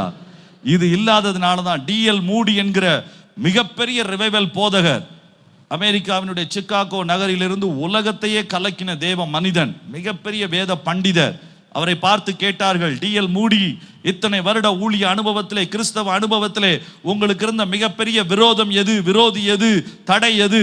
அவர் யோசித்துட்டு சொன்னாரு, டிஎல் மூடிக்கு இருந்த மிகப்பெரிய விரோதி டிஎல் மூடி தான், வேற ஒருத்தனும் கிடையாது. எனக்குள் இருந்த அகம், எனக்குள் இருந்த சுயம், எனக்குள் ஒட்டி கொண்டிருந்த மண். அதனாலதான் சங்கீதக்காரன் சொல்லுகிறான், ஆண்டவரே என்னுடைய ஆத்துமா மண்ணோடு ஒட்டி கொண்டு இருக்கிறது, என்னை உயிர்ப்பியும். இன்னைக்கு மண்ணு விழணும், நம்முடைய சுயம் உரியணும், எல்லாம் கல்வாரி சிலுவையில ஏத்தப்படணும், பெரிய மறுரூபம் நம்மை பிடிக்கணும். அல்லேலூயா. சிலுவை அண்டையிலே வந்தவர்கள் விசுவாசிகள், ஆனால் சிலுவையை சுமக்கிறவர்கள் தான் சீஷர்கள். சிலுவையை சுமக்கணும்னா தன்னைத்தான் வெறுத்து, தினமும் தன்னைத்தான் வெறுத்து, என்னுடைய இன்ட்ரெஸ்ட், எனக்கு பிரியமானது, ஒரு அடி நிலத்தை நம்ம கொடுக்க முடியல, சொந்த சகோதரன் நம்ம நேசிக்க முடியல, 3 அடி 4 அடி நிலத்திற்காக 30 வருடங்கள் கோர்ட்டுக்கு ஓடிக்கொண்டிருக்கிறோம், பக்கத்தில் இருக்கிற இன்னொரு கிறிஸ்தவ விசுவாசியை நாம் நேசிக்க முடியவில்லை, வீட்டில் இருக்கிற மாமியாரை நம்ம ஏற்றுக்கொள்ள முடியவில்லை, மருமகளை ஏற்றுக்கொள்ள முடியவில்லை, கணவனை ஏற்றுக்கொள்ள முடியவில்லை. கன்னியாகுமரி மாவட்டத்தில் தான் அதிகபட்சமாய் 40% விவாகரத்து. சொந்த கணவனோடு கூட சில சகிப்பு தன்மைகளை ஏற்றுக்கொள்ள முடியவில்லை. அதிகபட்ச கிறிஸ்தவர்கள் இருக்கிற இந்த மாவட்டத்தில் அதிகபட்சமாய் இந்த காரியங்கள் நடப்பதனுடைய காரியம் என்ன? சுயம் இன்னும் சிலுவையில் ஏறவில்லை. இந்த காலை வேளையிலே சுயத்தை ஏற்றுவோம், சிலுவையிலே அடிப்போம். நான் அல்ல ஆண்டவரே, கிறிஸ்து என் மூலமா வெளிப்படணும், ஆண்டவர் என் மூலமா வெளிப்படணும் என்கிற வைராக்கியத்திற்குள்ள நீங்க வாங்க, மிகப்பெரிய மறுரூபத்திற்குள்ள கொண்டு போக முடியும். அல்லேலூயா. 4வது 5வது ஒரு வரியில சொல்லி நான் முடிச்சிடுறேன். முதல்ல நான் சொன்னேன், அடைக்கப்பட்ட தோட்டம், கயவனை உள்ளே விடாதிருங்கள், மறைவு கட்டப்பட்ட நீரூற்று, கலப்படத்தை அகற்றுங்கள், முத்தரிக்கப்பட்ட கிணறு, உங்களுடைய சுயத்தை சிலுவையில் அறைந்து எஜமானனுக்குரியவர்களாய் மாறுங்கள். இது நமக்கு மாறுச்சுன்னா 4வது ஒரு முக்கியமான காரியம் வாசிங்க, 2வது அதிகாரம் 2வது வசனம். முள்ளுகளுக்குள்ளே லீலி புஷ்பம் எப்படி இருக்கிறதோ, லீலி புஷ்பம் எப்படி இருக்கிறதோ அப்படியே குமாரத்திற்குள்ளே எனக்கு பிரியமானவளும் இருக்கிறாள். நிறைய முள்ளுகள் நம்மளை சுற்றி இருக்கலாம், ஆனா அவைகளின் மத்தியில நீங்களும் நானும் லீலி புஷ்பமா வாழணும். அல்லேலூயா. குணத்திலே வருகிற மாற்றம், இந்த லீலி புஷ்பமா நம்ம வாழ்றது ரொம்ப ரொம்ப முக்கியம். வீட்டில் குடிக்கிற கணவன் ஏன் ரட்சிக்கப்படல, வெறுக்கிற மாமியார் ஏன் ஆண்டவரிடத்துல வரல, பக்கத்தில் இருக்கிற என் சகோதரன் ஏன் என்னை பார்த்து இயேசுவை ஏற்றுக்கொள்ள முடியல, அவன் முள்ளுனா நம்ம பெரிய முள்ளு. நம்ம ஜெபிக்கிற ஜெபமே அந்த, ஆண்டவரே முள்ளை வைத்து என்னை குத்துகிற அவனை நீ மறுபடியும் குத்த வேண்டும் ஆண்டவரே. இல்ல, முள்ளுக்கு நடுவுல லீலி புஷ்பமா தான் நம்ம இருக்கணும், ஜனங்களை நேசிக்கணும், நம்முடைய சுபாவங்கள் மாறணும். இயேசுவின் சாயலுக்கு ஒத்த சாயலை இன்றைக்கு உலகம் தேடிக்கொண்டிருக்கிறது. வேதம் சொல்லி கொடுக்கக்கூடிய அந்த சாயலை வட இந்தியாவில் நாங்கள் ஊழியம் செய்கிற இடத்துல போன வருஷம் ஒரு பாடு என்கிற இடத்துக்கு போன ஊழியம் செய்யறதுக்கு நிறைய விடுதலை கூட்டம், நிறைய பேர் டெலிவரி ஆகிட்டு இருந்தாங்க. திடீர்னு வந்தாங்க, அடி ஒரு 10 பேர் சேர்ந்து அடிச்சாங்க எல்லாரையும், எங்களை வண்டியை உடைச்சாங்க, எல்லாத்தையும் செஞ்சாங்க, போலீஸ் ஸ்டேஷன் கூட்டிட்டு போனாங்க. திரும்ப வரும்பொழுது எல்லாம் வண்டியெல்லாம் உடைச்சாச்சு, எல்லாம் முடிச்சாச்சு. திரும்ப வரும்பொழுது நான் யோசித்தேன், இந்த இடத்துல மறுபடியும் எப்படி ஊழியம் செய்யுதுன்னு தெரியலையே ஆண்டவரே. அங்கேருந்து எங்களோட கூட இருந்த ஒரு தம்பி, அண்ணா இதுக்கு மேலே எனக்கு எங்களால் ஊழியம் செய்ய முடியாது, எத்தனை முறை அடி வாங்குவது என்று அவன் யோசித்த நேரம், சரி அவனை மாற்றி விடலாம் என்று மாற்றிவிட்டு நாங்கள் ஜெபித்தோம். 1 மாதம் 2 மாதம் 3 மாதம் எந்த குடும்பத்திலேருந்து எங்களை அடித்தார்களோ, எந்த குடும்பத்தினுடைய நபர்கள் அடித்தார்களோ, அதே குடும்பத்தினுடைய தூரத்து உறவினர் எங்களிடத்துல வந்து நீங்க எங்க இடத்துல வந்து ஊழியங்க செய்யுங்கன்னு சொல்லி ஊழியம் செய்வதற்கு அந்த இருந்த இடத்தையும் கொடுத்து, வாசலையும் கொடுத்து, காரியங்களையும் கொடுத்து, இன்றைக்கு அதற்கு பக்கத்துல 43 குடும்பங்கள் ஆராதிக்கிற சபையை ஒரு வருஷத்துல கர்த்தர் எடுத்து உதவி செஞ்சார். என்ன செஞ்சோம் தெரியுமா? அவங்க மேல போலீஸ் கம்ப்ளைண்ட் கொடுக்க சொன்னாங்க. நாங்க சொன்னோம் இல்ல, அவரை பார்த்து நாங்க சொன்னோம் நீ அடிச்சாலும் உன்னை நேசிப்போம். அவன் பார்த்தான், நீ என்ன எரும மாடா, உனக்கு புத்தியே வராதா? நான் சொன்னேன் புத்தி வராது, புத்தியே இதுதான். இயேசுவை நேசிக்கிறத கற்றுக் கொடுத்தோம். அந்த குடும்பத்தை சேர்ந்த 7 பேருக்கு எங்களுடைய மருத்துவமனையில் நான் சிகிச்சை அளித்ததை பார்த்து, குணமடைந்ததை பார்த்து அந்த மனிதன் சொன்னான், இனிமே உங்களை யாராவது சொன்னா சொல்லுங்க, நான் பார்த்துக்கிறேன். அல்லேலூயா. ஏன் நான் சொல்றேன்? நீங்க உங்களுடைய வாழ்க்கையில முள்ளின் நடுவிலே லீலி புஷ்பமா மாறுங்க. முக்கியமா உங்க வார்த்தைகள், முள்ளை போல தைக்கிற வார்த்தைகள். இந்த ரூபவதியினுடைய வார்த்தைகள் எப்படி இருக்குமா? 2வது அதிகாரத்தை பாருங்க, 14வது வசனம். கண்மலையின் வெடிப்புகளிலும் சிகரங்களிலும் மறைவிடங்களில் தங்குற என் பிராவே, உன் முகரூபத்தை காண்பி. இயேசு சொல்றார் பாருங்க, முகரூபத்தை காண்பி, உன் சத்தத்தை நான் கேட்கட்டும், உன் சத்தம், உன் வார்த்தையை நான் கேட்கட்டும், உன் சத்தம் இன்பமும் இன்பமும் உன் முகரூபம் அழகுமாயிருக்கிறது என்றார். இன்பமான வார்த்தைகள். நீ யாரோட பேசுறீங்க? எப்படிப்பட்ட வார்த்தைகளை பேசுகிறீங்க? கயவலான வார்த்தைகளை வேண்டாம், கடுமையான வார்த்தைகள் வேண்டாம், அவர்களை கவிழ்க்கிற வார்த்தைகளும் வேண்டாம். ஆனால் இவைகளெல்லாம் விட்டு விட்டு இன்பமான இயேசுவினுடைய வார்த்தைகளை நீங்க பேசி பாருங்க, முள்ளின் நடுவிலே லீலி புஷ்பமா இருப்பீங்க. அல்லேலூயா. கடைசியாய் இதுல இந்த உன்னத பாட்டிலேயே 3 முறை வரக்கூடிய ஒரு வசனம். அது என்ன வசனம் தெரியுமா? 2வது அதிகாரம் 16வது வசனம். என் நேசர் என்னுடையவர், நான் அவருடையவள். இங்க போதும். என் நேசர் என்னுடையவர், நான் அவருடையவள். இப்ப 2வது பாருங்க, அது எப்படி மாறுதுன்னு பாருங்க. 6வது அதிகாரம் 3வது வசனம். நான் என் நேசருடையவள். இப்ப வரி மாறிடுது. முதல்ல சொல்றா, என் நேசரை முதல்ல கொண்டு வர்றா. என் நேசர் என்னுடையவர் சொல்லிட்டு நான் அவருடையவள். முதல்ல சுயநலமா நான் அவருடைய அன்பை எடுத்துக்கிறேன், அப்புறம் என்னுடைய அன்பை கொடுக்கிறேன். அதுதான் 2:16. ஆனா 6:3 பாருங்க, நான் என் நேசருடையவள். இப்ப என் அன்பை என் நேசருக்கு நான் கொடுக்கிறேன், என் நேசர் என்னுடையவர், அவரிடத்துல இருந்து எடுக்கிறதுக்கு நான் அடுத்த படி போறேன். 3வது கடைசியா பாருங்க, 7வது அதிகாரம் 10வது வசனம். நான் என் நேசருடையவள். அவ்வளவுதான். அதுக்கு மேல அவர் என்னுடையவர், அந்த காரியங்கள்லாம் எழுதப்படல, அவருடைய பிரியம் இருக்கிறது, அவ்வளவுதான். என் நேசரிடத்திலிருந்து என்ன கிடைக்கிறது என்கிறதை எதிர்பார்த்த மணவாட்டி, நான் என் நேசருக்கு என்ன தர முடியும் என்கிற இடத்திற்கு வந்தால், கடைசியாய் எதையும் எதிர்பார்க்க போவதில்லை, என்னையே நான் அவருக்கு தருகிறேன் என்கிற 3வது இடத்திற்கு, நான் என் நேசர் உடையவள். அவ்வளவுதான். என் நேசர் என் மேல எவ்வளவு வச்சிருக்கிறாரு வைக்கல என்ற காரியம் அல்ல, நான் அவரை அதிகமாய் நேசிக்கிறேன். அல்லேலூயா. இந்த ஆண்டவரை ஆழமாய் அதிகமாய் நேசிக்கிற இந்த அன்பு இருக்கிறதே, இந்த எந்த சூழ்நிலையிலும் உன்னத பாட்டினுடைய ஒரே ஒரு வசனம் மட்டும் வாசித்து நம்ம முடிச்சிருவோம். 8வது அதிகாரம். இது எப்படிப்பட்ட அன்பாம்? அந்த உன்னத பாட்டை எழுதின அந்த 5வது வசனத்தை வாசிங்க. 8வது அதிகாரம் 5வது வசனம். நேசர்மேல் சார்ந்து கொண்டு 7வது வசனம் வந்துருங்க. திரளான தண்ணீர்கள் நேசத்தை அவிக்க மாட்டாது. இந்த நேசத்தை அவிக்க முடியாது. வெள்ளங்களும் அதை தணிக்க முடியாது. ஒருவன் தன் வீட்டில் உள்ள ஆஸ்திகளை எல்லாம் நேசத்திற்காய் கொடுத்தாலும் அது முற்றிலும் அசட்டை பண்ணப்படும். இந்த அன்போடு கூட அவன் நேசிக்க ஆரம்பிக்கிறான். முதல்ல என்ன கிடைக்கும்னு பாக்குறா, முதல்ல என்ன உதவி வேணும்னு கேட்கிறா, அப்புறம் சொல்றா, தண்ணீர் வந்தாலும் இந்த நேசம் மாறாது, வெள்ளம் வந்தாலும் மாறாது, உலகத்தினுடைய ஆஸ்தியே ஒருத்தன் வந்து எனக்கு கொடுத்தாலும் இயேசுவே நான் உம்மை நேசிப்பேன். அப்படி என்றால் நான் மணவாட்டி, நான் என் மணவாளனுக்கு மாத்திரமே. கம்ப்ளீட்டா வேறு பிரிக்கப்பட்ட வாழ்க்கை. முதல்ல பாவத்திலிருந்து வேறு பிரித்தாள், பிசாசினிடத்திலிருந்து வேறு பிரித்தாள், உலகத்தினிடத்திலிருந்து வேறு பிரித்தாள், சுயத்தினிடத்திலிருந்து வேறு பிரித்தாள். இப்பொழுது எல்லாவற்றிலிருந்து வேறு பிரித்து சொல்லுகிறார், நான் என் நேசருடையவள். அதுக்கப்புறம் வார்த்தைகள் கிடையாது. இந்த அன்பை வெள்ளம் மாற்ற முடியாது, தண்ணீர் மாற்ற முடியாது, பொருள் மாற்ற முடியாது. நம்ம எல்லாரும் எழுந்திருக்கலாம், நம்ம ஜெபிக்க போகிறோம். மறுரூப அனுபவத்திற்கு எது அவசியம்? மறுரூப அனுபவத்திலே நாம் எப்படி வளர வேண்டும்? இந்த காலை வேளையிலே தேவன் நம்மோடு கூட இடைப்பட்டிருக்கிறார்.